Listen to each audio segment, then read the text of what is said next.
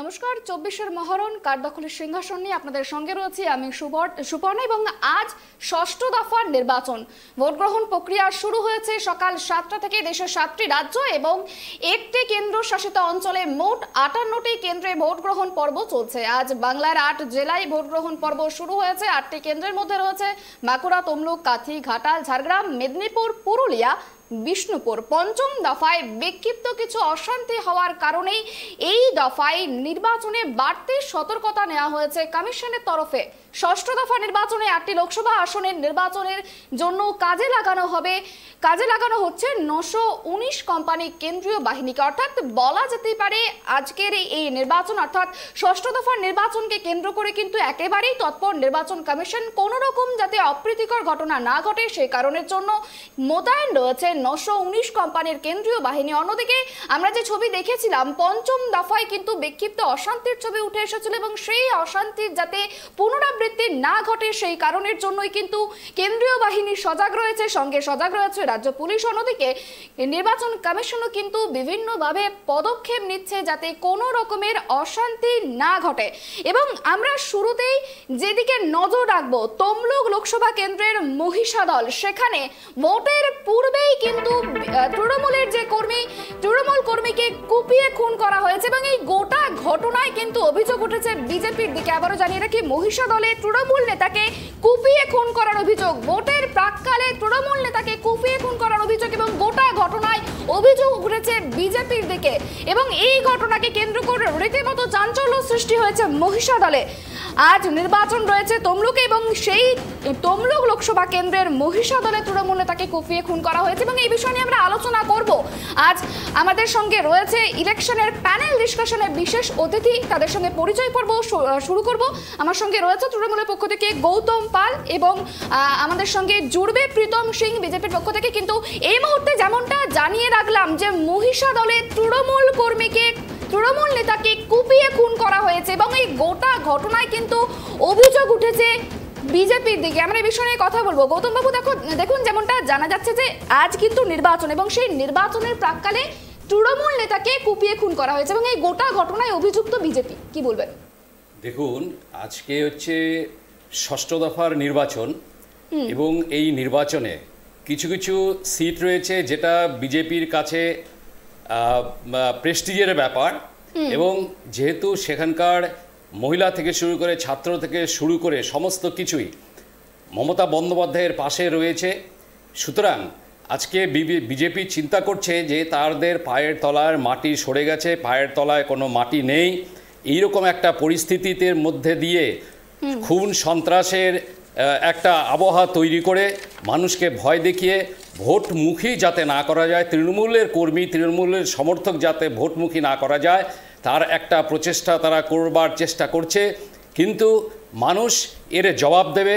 মানুষ গণতন্ত্রে বিশ্বাস করে। সমস্ত মানুষ, ছাত্র, যুব, মহিলা, খেটে খাওয়া মানুষ, গরিব, শ্রমিক, কৃষক, সমস্ত মানুষ তৃণমূলের পক্ষে রয়েছে। তারা এর যোগ্য জবাব দেবে। সমস্ত মানুষ গণতন্ত্রের পক্ষে। বিজেপি গণতন্ত্র বিশ্বাস করে না, কারণ ওরা ২৪৬ জন সাংসদকে সাসপেন্ড করে দিয়ে একের পর এক জনবিরোধী বিল কেন্দ্রের সরকার সেই সমস্ত জনবিরোধী বিল পাশ করেছে। সুতরাং এরা গণতন্ত্র বিরোধী, গণতন্ত্রের পক্ষে এরা নয়। কিন্তু তৃণমূল কংগ্রেস সবসময় গণতন্ত্রের সঙ্গে কথা বলে, শান্তির পক্ষে রয়েছে তৃণমূল কংগ্রেস চায় যে সমস্ত মানুষ, প্রতিটি মানুষ যাতে নিজের ভোট দিবে এবং তার মধ্যে দিয়ে একটা নতুন তার মধ্যে দিয়ে যে একজনের জয় হবে একজনের পরাজয় হবে, এটাই তৃণমূল কংগ্রেস বিশ্বাস করে। দেখুন, যেমনটা বললেন যে বিজেপি ভয় দেখিয়ে তৃণমূলকে জেতার চেষ্টা করছে, মানুষকে ভয় দেখাচ্ছে। অন্যদিকে কিন্তু যে অভিযোগটা তুলেছেন তমলুকে অভিযোগ তুলেছেন অভিজিৎ গঙ্গোপাধ্যায়, বিজেপি প্রার্থী, তিনি বলছেন যে তৃণমূল বুথ জ্যাম করছে, মানুষকে ভয় দেখাচ্ছে। অন্যদিকে এই অভিযোগটা করছেন অভিজিৎ গঙ্গোপাধ্যায়। এই বিষয়টা নিয়ে কি বলবেন? দেখুন, যখন কোনো প্রার্থীর কোনো পাশে লোক থাকে না তখন তাকে অভিযোগ করা ছাড়া কোনো উপায় নেই। মানুষ বুঝে গেছে যিনি প্রার্থী রয়েছেন তিনি 26,000 শিক্ষকের চাকরি খেতে চেয়েছিলেন, কিন্তু বাংলার মানবিক মুখ্যমন্ত্রী আমাদের শিক্ষকদের পাশে রয়েছেন এবং আজকে উনি বুঝতে পেরেছেন যে গণতন্ত্র আলাদা জিনিস আর বিচার ব্যবস্থা আলাদা জিনিস।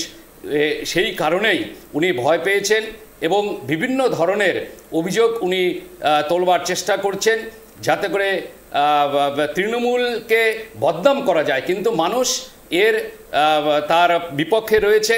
সেখানকার মানুষ নির্বাচনের মধ্য দিয়ে, ভোটদানের মধ্য দিয়ে সেটা প্রমাণ করবে। বেশ, আমাদের সঙ্গে জুড়েছে বিজেপির পক্ষ থেকে প্রীতম সিং, তাকে অনেক স্বাগত ট্রাইব টিভি বাংলায়। আমরা কথা বলছিলাম, আমাদের সঙ্গে রয়েছে তৃণমূল পক্ষ থেকে প্রীতম বাবু, গৌতম পাল এবং আমাদের সঙ্গে রয়েছে প্রীতম সিং বিজেপির পক্ষ থেকে।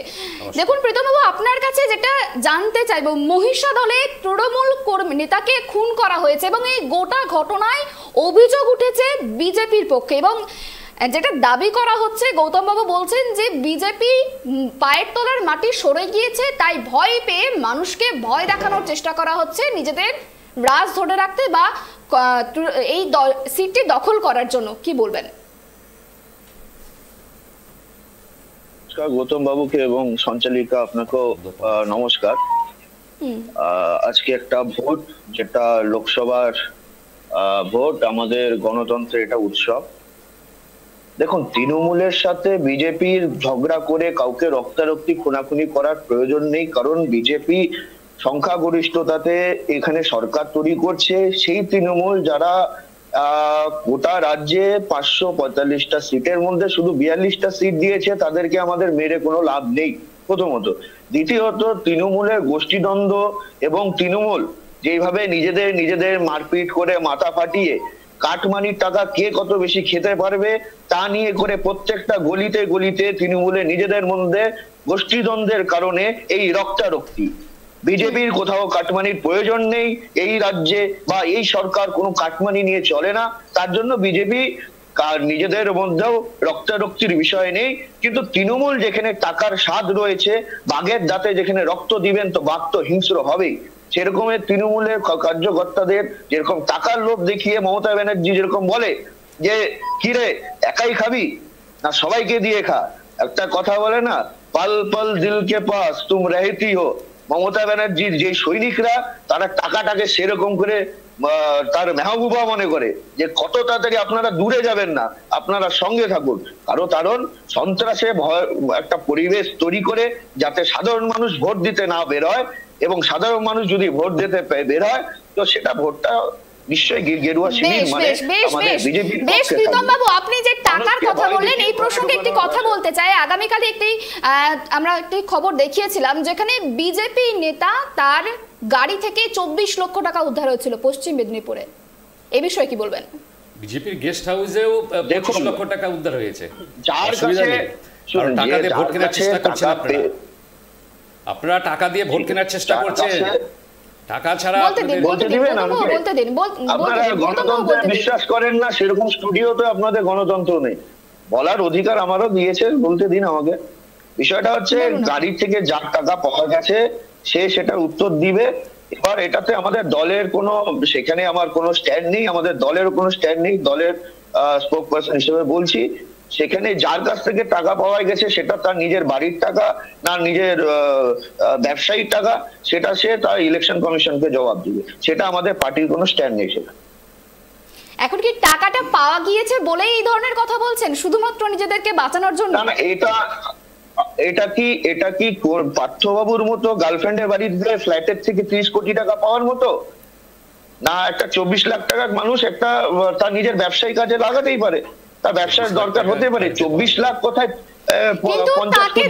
তাকে যখন প্রশ্ন করা হয়েছিল তিনি কিন্তু কোন রকম সদুত্তর দিতে পারেননি যে এই টাকা তিনি কোথা থেকে পেয়েছেন, কোথায় নিয়ে যাচ্ছিলেন, কিছু জানাননি এই বিষয়ে। না, অ্যাকচুয়ালি বিষয় একটা সাধারণ মানুষ, একটা ব্যবসায়ী মানুষ যদি কোনো সময় তার টাকা যখন হাজার আধিকারিকরা যখন ধরবে, নিশ্চয়ই ঘাবড়ানোর বিষয় আছে। তিনি কে বিষয়গুলোকে আমাদের জানতে হবে। তিনি যদি ব্যবসায়িক মানুষ হন সেক্ষেত্রে তো তার কাছে সঠিক নথিপত্র থাকবে, তাই না? সেক্ষেত্রে তার কাছে নথিপত্র থাকবে, তিনি কিন্তু কোনো রকম নথি দেখাতে পারেন। না, আমি বলছি সঞ্চালিকা মহাশয়, আপনার কাছে যদি টাকা থাকে, আপনি যদি টাকা গাড়ি নিয়ে করে যান, সেখানে যদি ইলেকশন কমিশন ধরে, সেখানে কি থোড়ি আপনার সংস্থা সেটা দায়িত্ব নিবে? নিশ্চয়ই নিবে না। সে আপনার ওটা ব্যক্তিগত টাকা হতেই পারে। সেখানে কি দল কোনোভাবে কি বিজ্ঞপ্তি জারি করেছে এই টাকাটা আমাদের এবং এই কর্মীটা আমাদের? সেরকম তো জারি করেনি। বেশ বেশ বেশ বেশ প্রীতম বাবু, আমরা একটু গৌতম বাবুর কাছে যাব। গৌতম বাবু, দেখুন, যেটা জানা গেল যে এই যে 24 লক্ষ টাকা উদ্ধার হয়েছে, এই বিষয়ে নাকি কোনো রকম ভাবে বিজেপি কোনো রকম ভাবে জড়িত নয় এবং তার গাড়ি থেকে টাকা পাওয়া গিয়েছে এবং এই বিষয়ে একেবারেই রেসপন্সিবিলিটি একান্তই তার। দেখুন, বিষয়টা হচ্ছে একজন ব্যবসায়ী, উনি বলছেন একজন ব্যবসায়ী তার ব্যবসার ব্যাপারে 24 লক্ষ টাকা নিয়ে যাচ্ছিলেন। আমরা তো মেদিনীপুরের গেস্ট হাউসে দেখেছি যে 25 লক্ষ টাকা সেখানে বিজেপির এক নেতার কাছ থেকে আমরা পেয়েছেন। এবার ধরুন, ব্যবসা তো আপনার ভোটের আগের দিনই 24 লক্ষ টাকার প্রয়োজন হলো, তার জন্য তো উপযুক্ত প্রমাণ থাকতে হবে যে আমি 24 লক্ষ টাকা নিয়ে যাচ্ছি। একটা মানুষ কখনোই ক্যাশ 24 লক্ষ টাকা নিয়ে যেতে পারে না, তার জন্য চেক রয়েছে, চেকের মাধ্যমে সে নিয়ে যেতে পারে। একটা গাড়ি করে 24 লক্ষ টাকা নিয়ে যাবে, আমার কোনো প্রমাণপত্র থাকবে না। আসলে এই টাকা দিয়ে ওরা ভোট কিনবার চেষ্টা করেছিল, কিন্তু মানুষ কখনোই এই টাকা দিয়ে কখনোই বাংলার মানুষ কখনোই টাকার কাছে বিক্রি হয় না।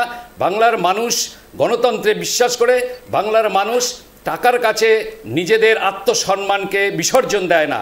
সেই কারণেই আজকে বিজেপি এই জায়গাটা থেকে সরে আসার চেষ্টা করছে, নিজেকে বাঁচানোর চেষ্টা করছে।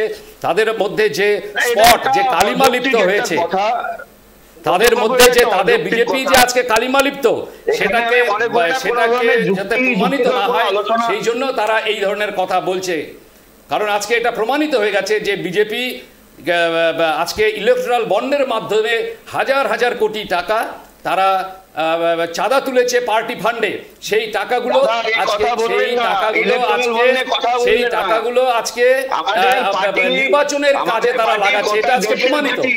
আপনাদের পার্টির সেই টাকাগুলো আজকে তারা নির্বাচনের কাজে লাগাচ্ছে, এটা প্রমাণিত। এবং মানুষ বুঝতে পারছে আগামী 4 জুন মানুষ গণতন্ত্রের পক্ষে রায় দিবে। কারণ যারা গণতন্ত্রে বিশ্বাস করে না, যারা 246 জন সাংসদকে সাসপেন্ড করে একের পর এক বিল পাস করে, তারা গণতন্ত্রের পক্ষে কথা বলে না, তারা স্বৈরাচারীর পক্ষে কথা বলে। মানুষ গণতন্ত্রের পক্ষে রায় দিবে, এটা আগামী 4 জুন প্রমাণ হয়ে যাবে। বেশ, বিষয়টা হচ্ছে গৌতমদা,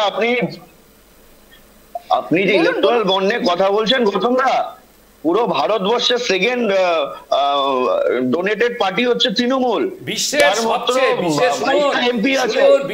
সবচেয়ে সর্ববৃহৎ কেলেঙ্কারি।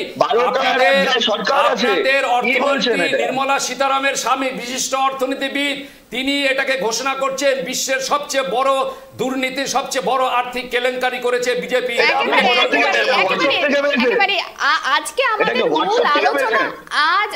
আমাদের মূল আলোচনা ইলেকশন। আজ কেলেঙ্কারি নিয়ে আমরা আলোচনা করব না, কোথায় কোথায় হিংসা হচ্ছে এবং তাতে অভিযুক্ত কারা, জড়িত কারা, আমরা সেই নিয়ে আলোচনা করব। সেদিকে ফিরে আসা যাক। এবং আমরা যেদিকে নজর রাখছিলাম, তমলুক লোকসভা কেন্দ্র, সেখানে তমলুকের হলদিয়ার চক দীপা বোর্ড, সেই জায়গায় প্রাথমিক বিদ্যালয়ের 217 নম্বর বুথে কেন্দ্রীয় বাহিনী না থাকার অভিযোগ করেছেন বিজেপি প্রার্থী এবং সেখানে প্রশাসনকে ফোন করে দ্রুত কেন্দ্রীয় বাহিনী মোতায়েনের নির্দেশ দিয়েছেন এবং সেই সঙ্গে শাসক দলের কর্মী সমর্থকরা বিজেপি কর্মী সমর্থকদের এবং ভোটারদের ভয় দেখাচ্ছে বলে অভিযোগ করছেন। এ বিষয় নিয়ে কি বলবেন? ভোটারদের ভয় দেখিয়ে প্রভাবিত করার চেষ্টা করছে তৃণমূল। প্রীতম বাবু, কি বলবেন?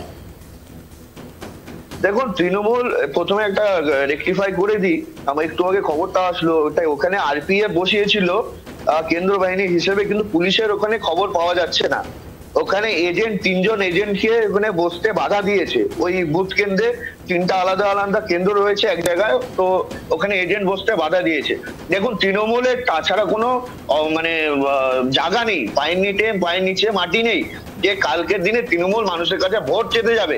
তৃণমূলের অবস্থা মানুষের সামনে এরকম করেছে যে মরা মানুষের কাপড় দিয়েও তারা ধুতি বানিয়েছে। তো তাদেরকে আর কিছু বলার নেই, তারা খালি ভোট চেতে গেলে মানুষ খালি মুখ তুলে হাসে, খালি তাদেরকে আশীর্বাদ করে না। তার জন্য তারা বুঝতে পেরেছে এইভাবে জবরদখল এবং সন্ত্রাস সৃষ্টি করে যাতে মানুষের ভোটের অধিকার কেড়ে নেওয়া যায়, যেরকম আমরা গত পঞ্চায়েতেও দেখেছি, তার আগেও আমরা পঞ্চায়েত কর্পোরেশনে দেখেছি, যাতে মানুষের ভোটাধিকার কেড়ে নিয়ে তারা যাতে এই সন্ত্রাসের মাধ্যমে তারা সরকার গঠন করতে পারে এবং এই আমফান, বালি চুরি, কয়লা চুরি, গরু চুরি, এই সেগুলোর জন্য টাকা তারা খেতে পারে, তার জন্য মানুষকে জোর জবরদস্তি সেখানে গণতন্ত্রের উৎসবে সেখানে কালীনৃত্য লিপ্ত করার চেষ্টা করছে এই তৃণমূল। সেটার একদম ধিক্কার জানাই আমরা ভারতীয় জনতা পার্টি। আর সাধারণ মানুষকে কিছু বলার নেই, সাধারণ মানুষ দেখে আসছে কিভাবে সরকার গঠন করার চেষ্টা করছে তৃণমূল। কি বলবেন? দেখুন, মমতা বন্দ্যোপাধ্যায় সরকারে আসার পর থেকে একটার পর একটা গরিব, খেটে খাওয়া শ্রমিক, কৃষক, মহিলাদের জন্য সুরক্ষিত করেছেন বিভিন্ন প্রকল্পের মধ্য দিয়ে। আজকে লক্ষ্মীর ভাণ্ডার থেকে শুরু করে, স্টুডেন্ট ক্রেডিট কার্ড থেকে শুরু করে, স্বাস্থ্যসাথী থেকে শুরু করে, কন্যাশ্রী থেকে শুরু করে সমস্ত মানুষ আজকে মহিলাদের 90% মহিলা 2-3 কোটি, বলতে দিন 3 কোটি 73 লক্ষ মহিলা ভোটার আজকে বাংলায় ভোট দিবে। শুনুন, আপনি শুনে রাখুন, 3 কোটি 73 লক্ষ মহিলা ভোটার বাংলায় ভোট দিবে এই 42টা আসন নির্বাচনে। এই মহিলা ভোটের 2021 সালে আপনারা যে ইসবার 200 পার বলে পার পাননি,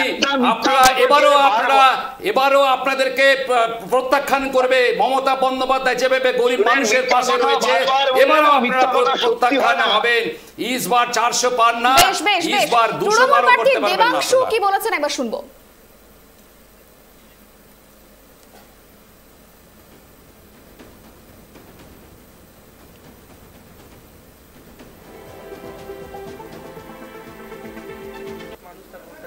সকাল থেকেই যেটা বিঘ্ন ঘটানোর চেষ্টা চলছে, এটা আমরা নিশ্চিত মানুষ যদি ভোট দেন তাহলে ফলাফল মানুষের জন্য ভীষণ পজিটিভ হবে। আমাদের এটাই দুশ্চিন্তা, মানুষ যেন তার ভোটটা দিতে পারে। মায়ের কাছে এটাই বললাম, জেতানোর প্রার্থনা করি। আমি জানি মানুষ যদি ভোটটা দিতে পারেন আমরা জিতছি। মানুষ তার ভোটটা দিতে পারে। সকাল থেকেই যেটা বিঘ্ন ঘটানোর চেষ্টা চলছে, এটা আমরা নিশ্চিত মানুষ যদি ভোট দেন তাহলে ফলাফল মানুষের জন্য ভীষণ পজিটিভ হবে। আমাদের এটাই দুশ্চিন্তা, মানুষ যেন তার ভোটটা দিতে পারে। মায়ের কাছে এটাই বললাম, জেতানোর প্রার্থনা করি। আমি জানি মানুষ যদি ভোটটা দিতে পারেন আমরা জিতছি। দেবাংশু যে অভিযোগটা করলো, গৌতম বাবু যে অভিযোগটা করলো যে মানুষ যদি ভোট দেয়, যদি মানুষ যদি ভোট দেয় সেক্ষেত্রে ফলাফল ভালোই হবে, এ বিষয়ে গৌতম বাবুর কাছে আসবো, কিন্তু তার আগে আমরা প্রতিক্রিয়া শুনবো প্রীতম বাবুর থেকে। প্রীতম বাবু কি বলবেন?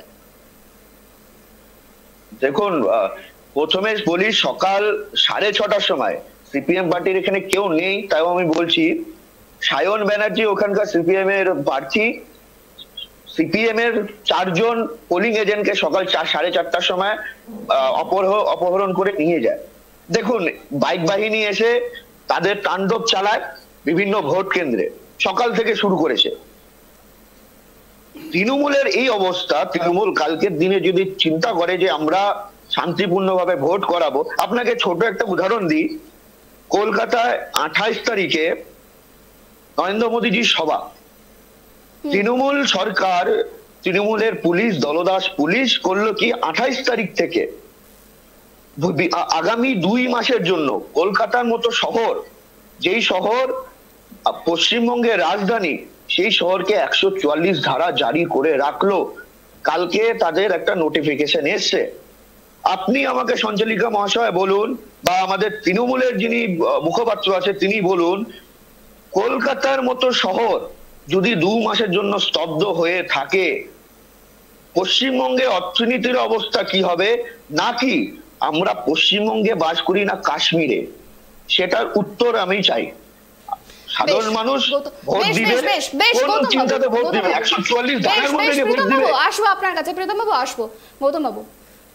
বিষয়টা হচ্ছে, আমার প্রথম প্রশ্ন আমাদের বিজেপির, আগে উত্তরটা দিন, তারপর হ্যাঁ, বিজেপির যিনি আছেন উনি, আমি বুঝতে পারছি না যে উনি বিজেপির হয়ে কথা বলছেন না সিপিএম এর হয়ে কথা বলছেন। আজকে সিপিএম এর কাকে অপহরণ করা হলো সেই কথাটা উনি বলছেন। আগে ঠিক করে উনি উনি বিজেপির হয়ে কথা বলবেন না সিপিএম এর হয়ে কথা বলবেন? আপনি ঠিক করুন, আগে বিজেপির হয়ে কথা বলবেন, আগে সিপিএম এর হয়ে কথা বলবেন। কারণ সিপিএম আর বিজেপি পয়সার এপিক আর ওপিক, এটা বারে বারে প্রমাণিত হয়েছে। আমরা বারে বারে বলছি যে বিজেপি আর সিপিএম পয়সার এপিক আর ওপিক। আপনি সিপিএম এর হয়ে কথা বলছেন, আপনি সিপিএম এর হয়ে কথা বলছেন। আর একটা কথা বলে রাখি, আপনারা 100 দিনের কাজের টাকা 3 বছর ধরে আটকে রেখেছেন গরিব, শ্রমিক, কৃষক, মেহনতি মানুষের। সেখানে বাংলার মমতা বন্দ্যোপাধ্যায় আপনারা আমার বাংলার অর্থনীতিকে পিছিয়ে দেওয়ার চেষ্টা করেছিলেন, বাংলার অর্থনীতিকে ধ্বংস করে দেওয়ার চেষ্টা করেছিলেন। মমতা বন্দ্যোপাধ্যায় সেই অর্থনীতিকে আজকে চাঙ্গা করেছে। বাংলা আজকে নিজের পায়ের স্বয়ং সম্পূর্ণ। বাংলা কারোর ওপর দয়া চলে না, বাংলা মমতা বন্দ্যোপাধ্যায়ের দয়া চলে। এটা আজকে প্রমাণিত। আজকে আপনারা 59 লক্ষ পরিবারকে 100 দিনের কাজের টাকা দিয়েছে। আগামী দিনে 11 লক্ষ পরিবারের মাথার ছাদ মমতা বন্দ্যোপাধ্যায় দিবে। আজকে আপনারা বাংলাটাকে শেষ করে দেওয়ার একটা চক্রান্ত করছেন, দিতে পারবেন না। মানুষ মমতা বন্দ্যোপাধ্যায়ের সাথে আছে, মানুষ মহিলারা মমতা বন্দ্যোপাধ্যায়ের সাথে আছে, তৃণমূল যুব সংঘরা মমতা বন্দ্যোপাধ্যায়ের সাথে আছে, কৃষক, শ্রমিক, মেহনতি মানুষ। মূল প্রশ্ন থেকে বেরিয়ে যাচ্ছেন। কলকাতাতে যে 144 ধারা জারি করা হয়েছে প্রধানমন্ত্রী মোদীর সভার আগে থেকে, এই বিষয়টা নিয়ে কি বলবেন? কেন এরকম হঠাৎ করে সিদ্ধান্ত নেওয়া হলো তৃণমূলের পক্ষ থেকে? দেখুন, কলকাতায় 144 ধারা জারি করা হলো। কলকাতা একটা স্টেট মেট্রোপলিটন, এবং এখানে বিভিন্ন মানুষ বিভিন্ন কাজের সঙ্গে যুক্ত থাকে। এবং একটা সময় কলকাতা যদি বিভিন্ন মানুষ বিভিন্ন জীবন জীবিকার সাথে তারা যুক্ত থাকে, এটা আগের থেকে যদি নিশ্চয়ই কোনো ইন্টিমেশন আছে কি ছিল কিনা জানি না, যে যদি কোনো ইন্টিমেশন না থাকে তাহলে তো 144 ধারা জারি করবেই। কারণ একটা হাজার লক্ষ লোকের জীবন জীবিকা তার সঙ্গে জুড়ে রয়েছে। হঠাৎ করে প্রীতমবাবু, আপনি যেমনটা বলছেন যে কলকাতার মতো জায়গায় প্রচুর মানুষ জীবন জীবিকার সঙ্গে যুক্ত থাকে, সেক্ষেত্রে যদি 144 ধারা জারি হয় সেক্ষেত্রে তো তাদের জীবন জীবিকার উপর প্রভাব পড়বে।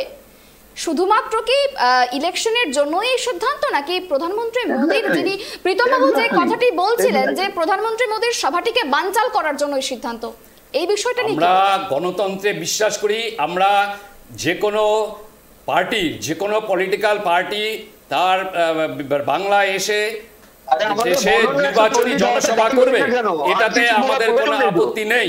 যে কোনো পার্টি বাংলায় এসে নির্বাচনী জনসভা করবে, এটাই হচ্ছে গণতন্ত্র।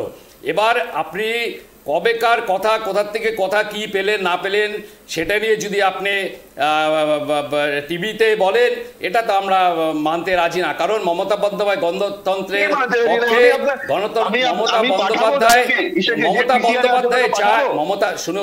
বন্দ্যোপাধ্যায় চায় প্রতিটা পলিটিক্যাল পার্টি নির্বাচনে জনসভা করুক। আপনার কাছে থাকলে পাঠান, প্রীতম বাবু, আপনার কাছে থাকলে পাঠান, অবশ্যই পাঠান। আমি পাঠাচ্ছি পিসিআর এ পাঠাচ্ছি, আমি যে ফোন করছি। আরে বলছি তো আপনারা এমন একটা জায়গায় পৌঁছে গেছেন না, যেখানে সাধারণ মানুষ থেকে শুরু করে প্রত্যেকটা রাজনৈতিক দল, আমি কোনো সিপিএম হয়ে বলছি না, আমি বিরোধীদের কথা বলছি। সিপিএমও বিরোধী, তারও গণতন্ত্রের অধিকার আছে, তারও এজেন্ট বসানোর অধিকার আছে। কিন্তু আপনারা বাইক বাহিনী, আপনার আরাবুল, আপনাদের শেখ শাহজাহান, এখন বাইরে নেই, হিসাব করুন, একটু খবরটা নিন। আরাবুল বাইরে নেই। আমি বলছি শেখ শাহজাহানও বাইরে নেই। হ্যাঁ, আপনারা তো পেলে বড় করেছেন ওদেরকে। হ্যাঁ, মমতা বন্দ্যোপাধ্যায় যারা অন্যায় করে তাদের শাস্তি দেয়, এটাই হচ্ছে তৃণমূল কংগ্রেস।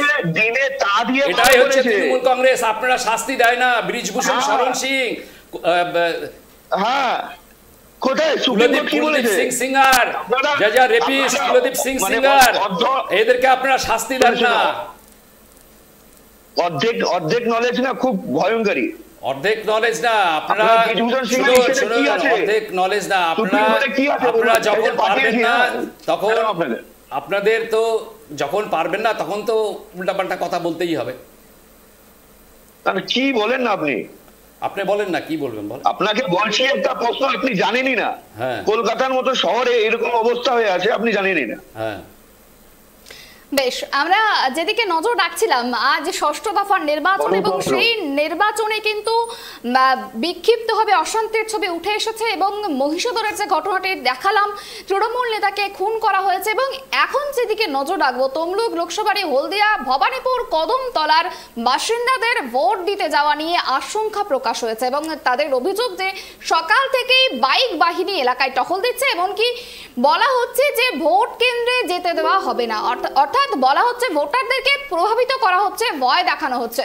এবং এই ঘটনার পরেই সেখানে যান তমলুকের সিপিআইএম প্রার্থী সায়ন বন্দ্যোপাধ্যায় এবং সেখানে গিয়ে তাদেরকে আশ্বস্ত করেন এবং এলাকায় মহিলা ভোটারদের নির্দ্বিধায় ভোট দিতে যাওয়ার জন্য আশ্বস্ত করেন তিনি। গ্রামবাসীদের যেমনটা দেখা গিয়েছে সেখানকার মানুষজন রীতিমতো ভীত সন্ত্রস্ত হয়ে গিয়েছে। এবং এ বিষয় নিয়ে কি বলবেন যে মহিলাদেরকে ভোট দিতে গিয়ে বাধা দেওয়া হচ্ছে, ভয় দেখানো হচ্ছে, বলা হচ্ছে যে ভোট দিতে যাবেন না, যেখানে গণতন্ত্রের অধিকার, গণতন্ত্রের উৎসব, যেখানে নির্বাচন কমিশন বলছে শান্তিপূর্ণভাবে ভোট দিন, আপনার ভোট আপনি দিন, সেখানে কেন বাধা সৃষ্টি করা হচ্ছে?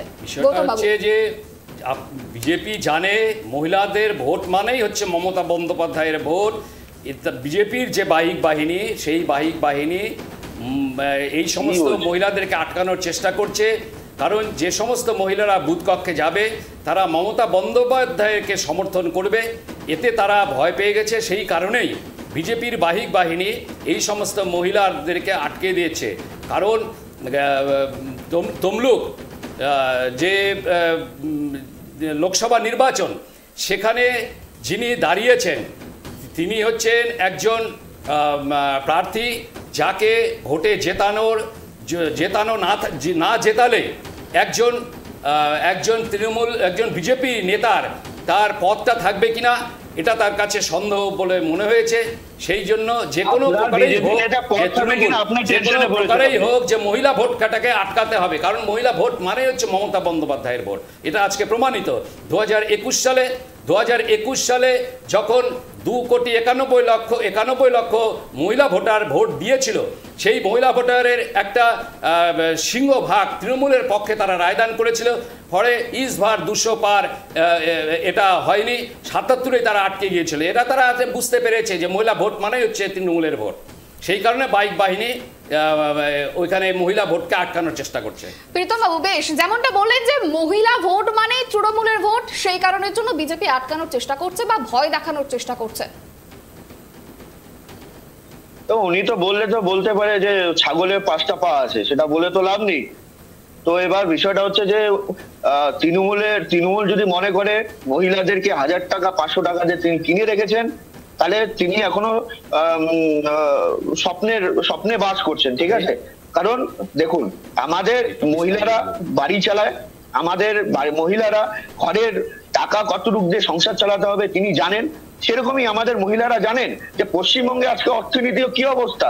আজকে পশ্চিমবঙ্গে অভিভাবক তিনি বারংবার গিয়ে খালি টাকা ধার নিয়ে আসছেন। আজকে মহিলারা জানে যে কালকের দিনে সে যদি একটা সন্তান যদি প্রসব করেন, সেই সন্তানে মাথা পিছু 70-80 হাজার টাকা করে তাদের জন্ম হওয়ার পরই তার মাথায় ঋণ হয়ে রেখেছে। সেই ঋণটা মমতা ব্যানার্জি এবং 34 বছরের সিপিএম সরকার তারা দায়িত্ব নিয়ে করেছেন। সিপিএম তো মাত্র 1 লক্ষ কোটি টাকা ঋণ করে গিয়েছেন।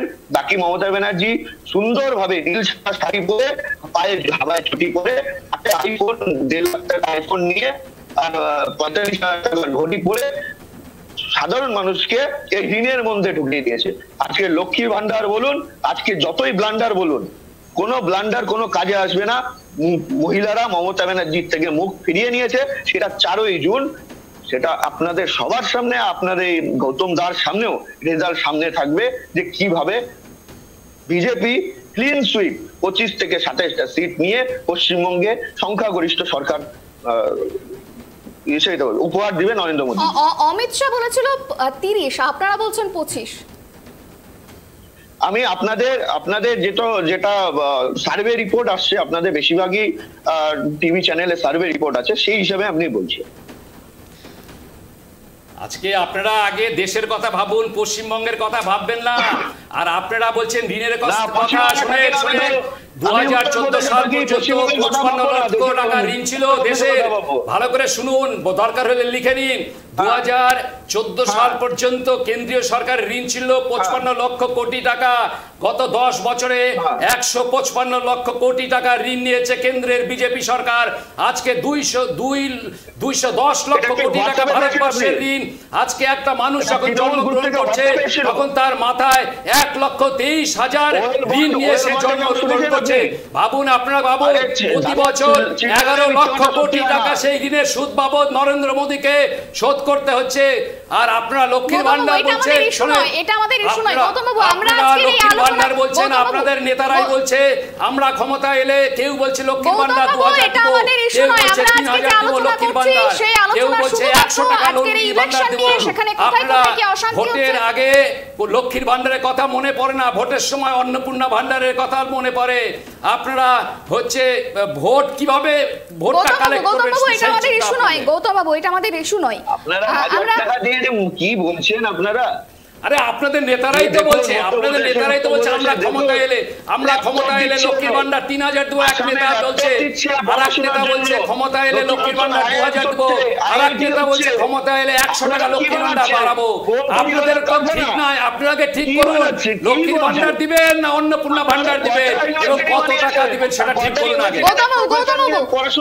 প্রীতম বাবু, আপনার কাছে যেটা জানতে চাইছিলাম, যে প্রশ্ন নিয়ে আমরা প্রশ্ন জানতে চাইছিলাম, আপনি বললেন 25, আগে অমিত শাহ বলতেন 35, তারপর 35 থেকে নেমে এলো 30, এখন আপনারা বলছেন 25। একদম আমি বলছি 25 থেকে 27টা বলেছি। এটা অ্যাকচুয়ালি আমি এই সোর্সে বলেছি যে যতগুলো মানে 90% সার্ভে রিপোর্ট যেগুলো মিডিয়ার মাধ্যমে আসছে আপনাদের, তাহলে কি বলবেন যে তীরে এসে তরি ডুবে গেছে বলে ভয় পাচ্ছেন, তাই জন্যই কি আস্তে আস্তে কমছে সংখ্যাটা? বুঝতে পারলাম না, সরি। প্রথমে 35, তারপর 30, এখন আপনি বলছেন যে 25। সেক্ষেত্রে কি কোথাও গিয়ে তীরে এসে তরি ডুবে গেছে, সেই কারণের জন্য ভয় পাচ্ছেন, সেই কারণের জন্য সংখ্যাটা কি আস্তে আস্তে কমছে? শোনেন, আমি আপনাকে একদম টু বি ফ্র্যাঙ্ক, আমাদের লক্ষ্য তৃণমূল সরকারকে গোড়া থেকে উপরে ফেলে দেওয়া। তৃণমূল সরকারের ভোট এবং এটা ভাবুন, তৃণমূল সরকারের ভোট না, এটা প্রধানমন্ত্রীর ভোট। আপনারা ভুল করছেন তো, মানুষকে ভুল বোঝাচ্ছেন। এটা তৃণমূল সরকারের ভোট না, এটা কেন্দ্রের প্রধানমন্ত্রী পরিবর্তনের ভোট, কেন্দ্রের প্রধানমন্ত্রী পরিবর্তনের ভোট। 22টা যে পাবে সে লার্জেস্ট পার্টি আছে, যে 22টা পাবে পশ্চিমবঙ্গে সে লার্জেস্ট পার্টি আছে।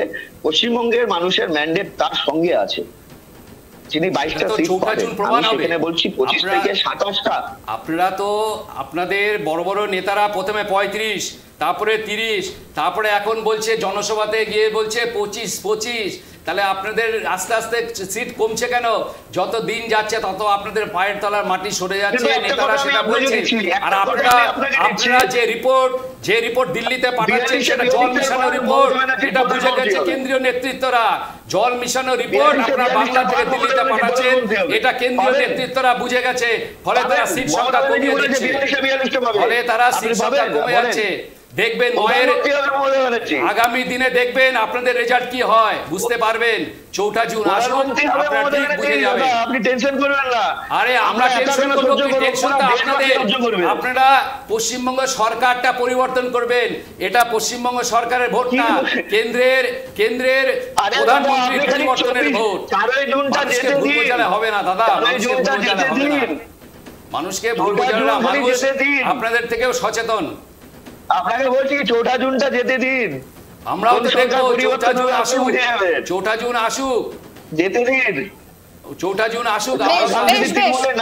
এবার যেদিকে আমরা নজর রাখবো, বেশ যেদিকে নজর রাখবো আমরা এবার, ষষ্ঠ দফার নির্বাচনের দিনে কলকাতার ভাগ্যে কি জুটবে তার রূপরেখা তৈরি হয়ে যাবে শনিবার সকাল 10টা থেকে দক্ষিণ কলকাতার আলিপুরের সার্ভে বিল্ডিং এ জরুরি পর্যায়ে বৈঠক চলেছে এবং বৈঠকে উপস্থিত থাকতে চলেছেন কলকাতার ডিইও, কলকাতার পুলিশ কমিশনার এবং রাজ্যের নিযুক্ত কমিশনের 2 বিশেষ সাধারণ পুলিশ পর্যবেক্ষক।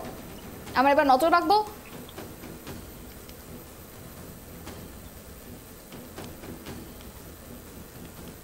কলকাতার রূপরেখা কি তৈরি হবে সেই নিয়ে বৈঠক হবে শনিবার, বৈঠক হয়ে যাবে শনিবার এবং সেই বৈঠকে বেশ কিছু রূপরেখা তৈরি হবে এবং সেই বৈঠক সকাল 10টা থেকে দক্ষিণ কলকাতার আলিপুরের সার্ভে বিল্ডিংয়ে করার কথা রয়েছে এবং সেই বৈঠকে উপস্থিত থাকবে কলকাতার ডিইও, কলকাতার পুলিশ কমিশনার এবং রাজ্যের নিযুক্ত কমিশনারের 2 বিশেষ সাধারণ পুলিশ পর্যবেক্ষক।